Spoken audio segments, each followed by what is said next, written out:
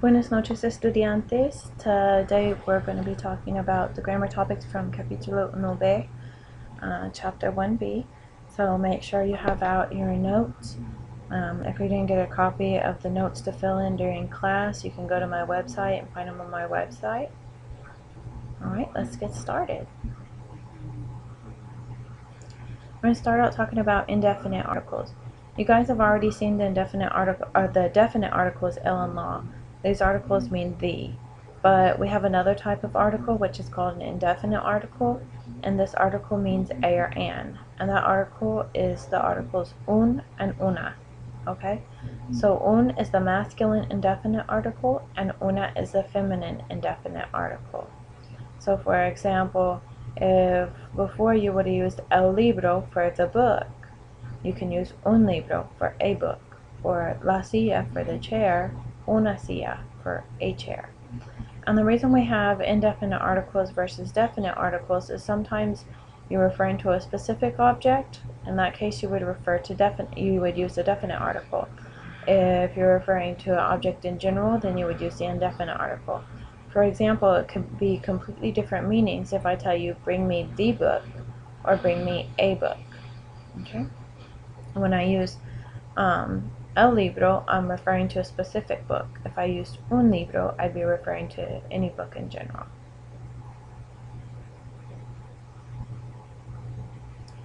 Gender and nouns. We've already talked about gender of nouns, and you know that in Spanish nouns have gender. Remind yourself that nouns are, a noun is a person, place, thing, or idea, and so these things all have gender. To determine the gender of a noun, we look at its ending, and if it ends in L-O-S-E or R, then it will most likely be masculine. If it ends in I, ion, or ad, then it will be most likely feminine. The reason we have to look at gender of nouns is because we have to talk about gender of adjectives. Adjectives are words that describe nouns. While adjectives themselves do not have gender, most of them have a masculine or feminine form. And so these adjectives, when you're using them with a noun, they have to match the noun that they're describing.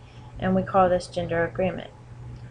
We have a few different types of adjectives in our vocabulary. And you notice in your vocabulary that you have a bunch of them that have the comma dash a after it. That means that you can change those endings to match the gender of the noun it's describing. So the masculine form would end in O, but to put it in the feminine form, you take the O off and put the A on. So artístico becomes artística, atrevido becomes atrevida, estudioso, estudiosa, desordenado, desordenada. E. Adjectives that end in E are gender neutral, and they do not require you to change the ending. So you can use the E adjectives to go with both masculine and feminine nouns. For example, inteligente, paciente, impaciente. Door and Dora adjectives. These adjectives, you see them in adjectives like trabajador, and the only thing you have to do to put it in the feminine form is to add an A to the end. So the masculine form would be trabajador, the feminine form would be trabajadora. Ista adjectives. Adjectives that end in ista, like deportista, do not change their ending ever. They always end with an A. A lot of people try to change this adjective deportista to deportisto, and that's not the way it works. You have to leave it with the A on the end because this adjective never changes its ending. Alright. Now, with indefinite articles and adjectives, we need to know how to use them in sentences. And there's a lot of people out there that try and tell me Spanish is all backwards. Well, that's really not true. It's actually very similar to English, with the exception of where we place the adjectives. In English, we put the adjectives before the noun they're describing, like the big house. Big would be your adjective, house would be your noun. But in Spanish, the adjectives go after the noun they're describing. So you would say la casa grande for the house big. Okay, so there's a couple different sentence structures that we're going to be focusing on this chapter. The first one is subject, verb, adjective. Subject's like your who your sentence is about, or what your sentence is about. So for example, in the sentence right below, yo soy paciente. Yo, I, would be your subject. Soy means am, that's your verb. And paciente is your adjective, patient. Okay, and you have a couple more examples. Tú eres perezoso. And ella es estudiosa. The second type of sentence we're going to look at this chapter is subject, verb, article plus noun slash adjective. Okay, and what this is we're just incorporating a little bit more into a sentence. So we're going to be able to say things like Mario is a sports-minded boy, or Angela is a good friend. And we do this, we have Mario is our subject, es is our verb, our noun is chico, so we have to make sure we're using the appropriate article with it. Because Mario is a boy, we use the noun chico in the masculine. Our article has to be un because our noun is masculine. And then deportista. Remember, deportista is an ista adjective and its ending doesn't change. So I make sure that while I have my sentence in the right order, I also have everything matching or agreeing in gender. Alright, the next one. Angela es una amiga buena. Okay, Angela is my subject, es is my verb.